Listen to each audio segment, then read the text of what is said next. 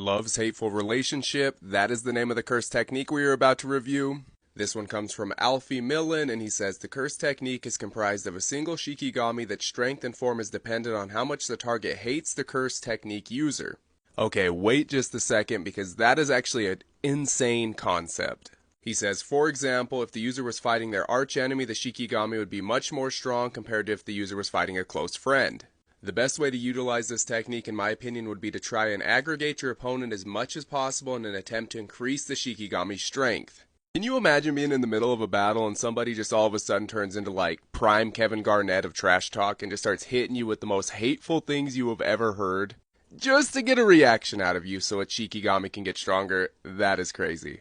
Anyways, they go on to say, I mentioned in the beginning that the Shikigami's form also can be changed depending on the hatred for the user. I sadly have forgotten what they were as I made this a while ago, so feel free to make some up of your own if you want to. I don't know why, but this might sound corny as the way that I envision it, but I see the Shikigami starting as a dog if the opponent likes you, and then it gets into more like an aggravated dog, and eventually it turns into a wolf depending on the level of hate, and eventually it becomes like an armored werewolf type thing. I don't know, that's just what I saw as I was reading it. That might be corny, but I want you guys down in the comments, if you watch this far, decide what you think it would look like if it was maximum hatred. I for real want to hear what you guys see when you read this technique. Peace.